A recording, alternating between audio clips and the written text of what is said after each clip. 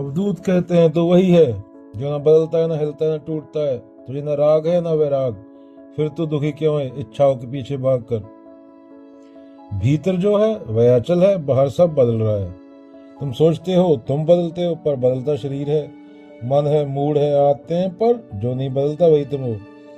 सुबह तुम खुश हो, एग्जाम्पल, दोपहर में चिड़चिड़े हो, शाम को शांत हो, रात में रोमांटिक हो।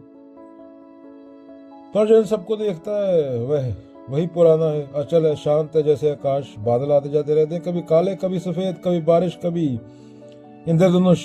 लेकिन आकाश, उसे फर्क नहीं पड़ता। तुम्हारी असली प्रकृति वही आकाश है। उसके बाद बोले राग और विराग दोनों मन का खेल है।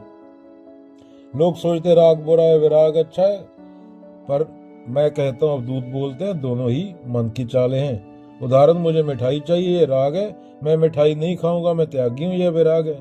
पर दोनों में मैं मौजूद है, दोनों में मन की पोजीशन है। अवधूत कहते हैं तुम न रागी हो न विरागी, तुम सिर्फ देखने वाले हो। तुम चाहे आनंद में डूबो या तपस्या में, तुम्हारा असली स्वभाव सिर्फ साक्षी है। तो उसके बाद बोल रहे दुख कहाँ से आता है? इच्छा से। या इच्छा है वहां दुख है, या उम्मीद है वही निराशा है। उदाहरण के लिए, तुमने सोचा मुझे यह लड़की मिल जाए, मिली तो डर लगा कहीं छूट ना जाए, छूटी तो दुख क्यों छूट गई। इच्छा से तीनों पैदा हुए, लालसा, डर और दुख। तो अब दूत क्या कहते हैं? तुम चाहने वाले नहीं हो, तुम तो साक्षी हो, देखने वाले। उसके बाद बोल रहे हैं तुम्हें मुक्ति चाहिए, पर जो मुक्त है वही तुम हो।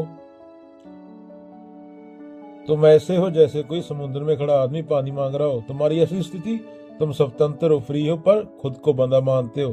तुम पूर्ण हो, पर खुद को अधूरा समझते हो। तुम शांत हो, पर शांति खोजते फिरते हो।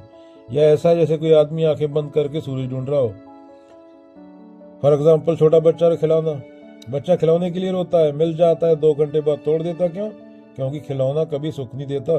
सुख तो उसके भीतर की ऊर्जा से आता है। अवधूत कह रहे हैं तुम खिलौने बदल रहे हो, पर तुम भूल गए कि खेल तुम ही का है। तुम बदलते शरीर नहीं हो, तुम हिलता डुलता मन नहीं हो, तुम इच्छा करने वाला मैं भी नहीं हो। तुम वही हो जिसे अवधूत, अचल, एक और विकार रहित कहते हैं। बस रुक जाओ और देखो।